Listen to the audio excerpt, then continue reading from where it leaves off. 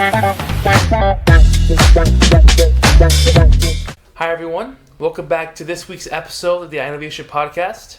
I'm your host, Adrian Vazquez, and with us today we have Romelia Flores and Mike Shute, both from IBM, that's the International Business Machines Company, and at IBM, both of these are master inventors actually, so I want to get right into that and talk more about your panel. We're talking about patents and the appeal of patents for any role and any person.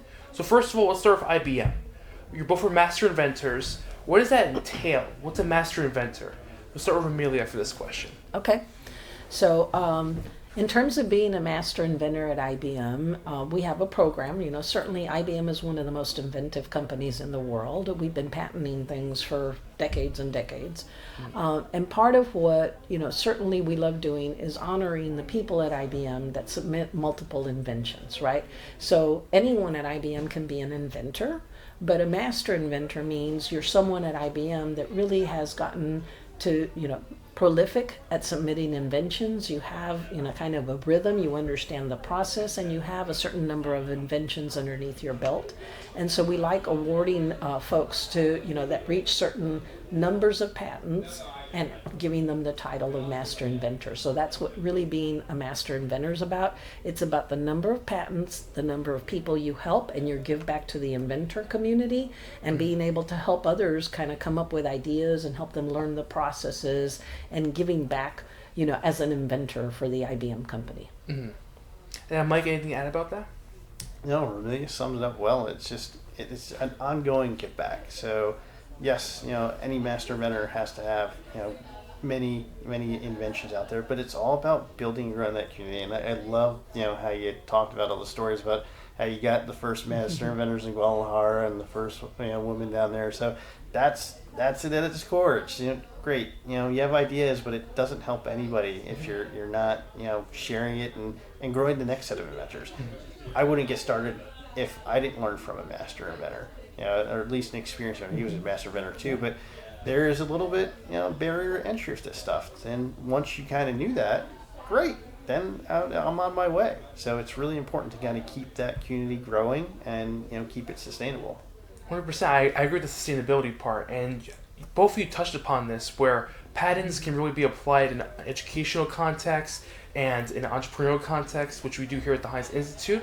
So I want to focus more on patents in the context of entrepreneurs. So this question will be for Mike. What is a patent, and how can entrepreneurs leverage patents in their own process? Yeah, so when I think of a patent, so if you go back to the definition, it's really a legal protection or idea.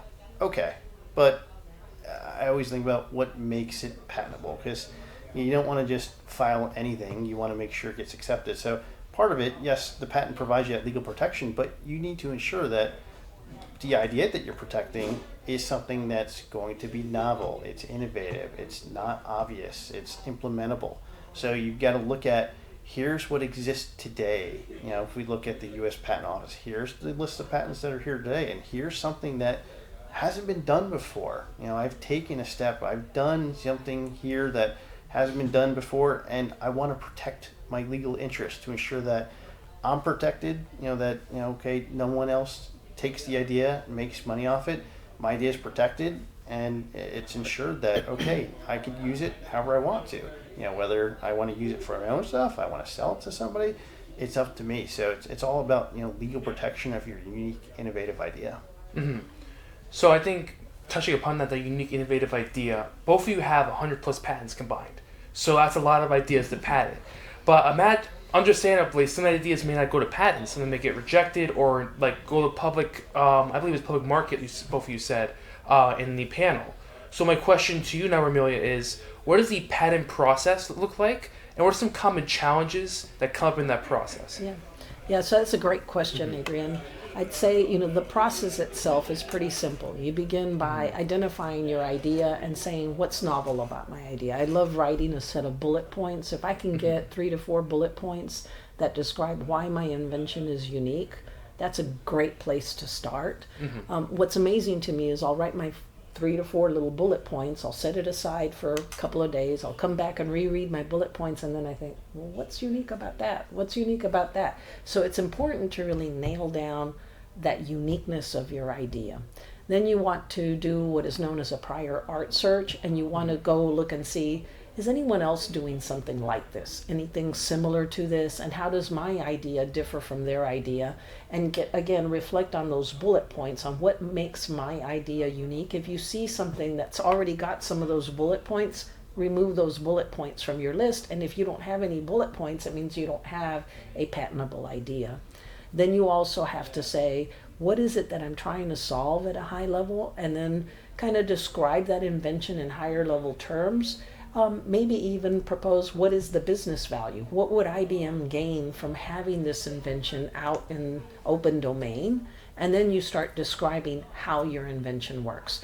While you don't have to program your ideas, you do have to be able to kind of describe how the idea could be done by someone known in the art, someone with skills in the art, so that they could bring it to practice. And so it's just, you have to kind of follow that process to write the idea out. Then once you write out your idea, we usually have internal teams at IBM that review the ideas and make decisions on, should this be published outside of IBM? So that gets out into the public domain. And if it gets published, great. That means they didn't move forward with a file or going to the USPTO, but they did like the idea enough to make it valuable outside of IBM. And then if they say, wow, this really was a really good idea, then they may move it forward to get it filed with the USPTO. That's when the lawyers really jump in, and they'll take things I may have written and they'll rewrite them in legal language. So I don't worry too much about writing legal claims myself. The IP lawyers will do that on my behalf. And you need IP lawyers to do that because that's the way the USPTO functions. Once the lawyers agree with the write-up, then that gets filed with the USPTO, and it can range anywhere from 9 months to 9 years before you can get the grant from the USPTO. That's the formal application and patent granted. That's where you get like a nice certificate that shows you, here's my patentable idea. Usually, like Mike says, you own it, so it has your name on it or all your co-inventors' names on it, and certainly the IBM logo is on a bunch of our patents. So I like how you touched upon going to IP lawyers or really just collaborating with other people when make sure this patent comes out. We teach our students that you have to collaborate with mentors or other people to really maximize your business. And a lot of these businesses our students come up with have products, whether it's deliverables or just ideas that are products. So I think the way you describe the process really gives our viewers a clear breakdown of how to approach the patent process. But given that there's so many steps, I'm sure there's some places where you can make mistakes. So we want our viewers to understand, what are some common mistakes, this is for both of you, what are some common mistakes you both see in the patent process, and how would you recommend that our viewers avoid those mistakes? We'll start with Mike for this question. Yeah, certainly. So first mistake is not understanding that my idea might be patentable at all. So gotta have that mindset that, anything could be patentable. Some folks had said, I might get laughed at, if I throw out a dumb idea. No idea is dumb when it comes to patenting. 100%. Because anything could be novel. It's for anybody. So first path to entry is just that mindset that all right, I could do anything I want to. And then, a common slip up I see is one, people don't do enough background searching. Sometimes I sit on one of the review board teams. I was actually getting pinged by my review board person like a few minutes ago. I was like, hey, have I finished a review on something? You need to do prior art searching. And a lot of times I see teams aren't skilled in that. So I'll get to something, I'll say, listen, this looks exactly like this. And they'll look at it and say, yeah, it is. And at that point, okay, we have to, at that point, rate their idea as a close, so we're not going to take it forward because it already exists out there. So that's something that's commonly tripped up. The other part is just articulating it. So I loved what Romelia said about the claims. Have a few claims, because as a reviewer too, a lot of times I read these disclosures that people write up, and great, here's a 10-page document of all right, cool. What's your novelty out of that? If you can't articulate your core novelty in 3 to 5 bullets, that's probably a problem. You're probably way too wide, because if you try to claim something that's got a lot of different things very wide, more times than not, okay, we're going to find something that matches here. We're going to find something that matches there. And then the whole thing gets closed down. So you got to have it dialed in that it's just there. So a lot of people don't understand that. You're not looking to boil the ocean. Just go for that fine sliver that's there. A lot of times that's what it is. Very rarely sometimes it's like, oh, this is greenfield, this is something new.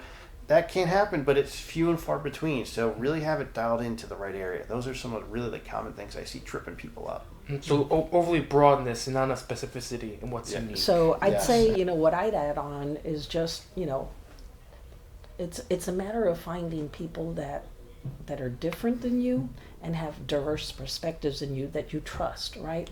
When you think about patenting, don't go it alone. Go it with a team and have these people be trusted people, and don't expose the idea. The first to file is the one that will get the patentable idea. So that if they get to the USPTO before you do, there's a file date that gets logged with each one of the applications. It's whoever gets first to file that gets the idea. So what I like doing is keeping some of my ideas with my close knit of, invention circle team members, so that we all collaborate on the idea, but we don't expose the idea to, the public and start talking about it outside of our invention team until we know we have the idea, moving toward that file with the USPTO. And I think that kind of goes a long way. I'd say the other thing that I like doing is throwing out a bunch of different ideas across a team, right? There's no one person that has the market on coming up with ideas. I think all of us come up with different ideas. Maybe we're involved with different situations, have different problems in our lives. And so it's important to listen to each other, collaborate together, and then solve those problems. And then just be honest and transparent about, okay, we like this challenge here. Here's the bullet points associated with it, and run a fair process to evaluate which of your ideas do you want to start documenting and how do you move it forward the right way. So I think, having an open mindset is always very important, and having trusted team members that you really want to collaborate with is really key. I really want to highlight how both of you mentioned that throwing out ideas is a key part, really testing what's there. You don't know if it's valid until you test it. I think both of you mentioned during the panel that it could be a crazy idea in your own mind, but if you don't throw it out there to refine it, then it's going to remain that crazy idea. Sort of like self-defeatism unless you test it, which I think really speaks to your mindset as inventors and also your mindset as entrepreneurs. So you teach our students, whether that be through our pitch competition, the Ionavation Challenge, or in our curriculum in general, that you have to test your ideas and really brainstorm in order to reach that end state. Yeah. So I think on that note, as our audience is tuning in to hear this, what is your advice to our audience of aspiring entrepreneurs about the patent process, as well as how they can use the philosophy of patents, that idea brainstorming, and really taking some faith in yourself to really be successful as entrepreneurs? We'll start with Romelia for this one. Yeah, so I'd say that the one thing that I tell any kind of an invention circle team is everyone has brilliant ideas. I love using Post-it notes and Sharpies. I'm a designer at heart. I'm an architect. I'm a technologist. And so part of what I love doing is working on a team, and then all of us being very quiet for a little while, writing Post-it notes with ideas and putting them on the table, and then we sort through all the ideas. And it's not relevant whether Mike came up with the idea or I came up with the idea. What's relevant is that we have ideas on the table, and that we see, oh, okay, this idea looks pretty intriguing, or that idea looks pretty intriguing, and that we collaborate effectively with each other. I love working on diverse teams with other females, with other young inventors, with older inventors, because it brings that diversity of thought in the ideas that you're putting out on the table. And I think that's half the battle, is having different people with different backgrounds, different geographies they work in, different experiences they bring to bear, really lend itself well to being able to heighten the innovation in your ideas and then working toward a patentable idea. And then Mike, what's your advice? Yeah, so really anybody can be an inventor. That's something that I had the mindset for a long time. I'm not anybody special. What I'm doing isn't anything special. I'm not an inventor, and my mindset couldn't be any wronger. And just I wanted to come back to that just as an Iona alum. Hey, listen, anybody in that room today can be an inventor, and I hope most of the people are. So take your great ideas. Don't throw them away. Note them down. Look at any problem you have in life. I always think, as I kind of mentioned in talk, Mother invention is a problem. So note your problems down. Okay, let's ideate. How do we solve them? So anybody can do this. It doesn't take any special powers, any superpowers, and it's not because I'm a technologist that I can do it. Anybody can do it. I've worked with, so many non-technical people. So just because I've got, a computer science background, no, doesn't mean, and I work for a technical, doesn't mean I'm special than anybody else. So anybody can do it. Don't shy away from this, and it's a great accomplishment. So I do encourage everybody to do it. If you've got a great idea, protect it, make it your own. And it's something that I know is one of my proudest accomplishments in the company, being a master inventor. So I hope others do that in life too. Just because getting your first filing document from the USPTO, it's like, that was really Pretty cool. Pretty cool. Yeah. No, I think your point, Mike, about anyone can patent has a direct parallel to anyone can be an entrepreneur. Anyone can have that mindset to really be a change maker, like you mentioned, change. Yeah. And then Romelia, your point about experimenting, really brainstorming in a group and being able to be vulnerable about your idea and take pride in it, that speaks directly to our entrepreneurs and really taking pride in your own work and who you are as an expression of that. Yeah. I think both of you have excellent advice for our viewers. Thank you so much for being on this podcast. Sure. My Thank pleasure. you for having us. Of course. I've been your host, Adrian Vazquez. Thank you for tuning in. Please like and subscribe on YouTube. And we'll have both Romelia and Mike's LinkedIn in the description as well. And we'll see you in the next one. Thank you.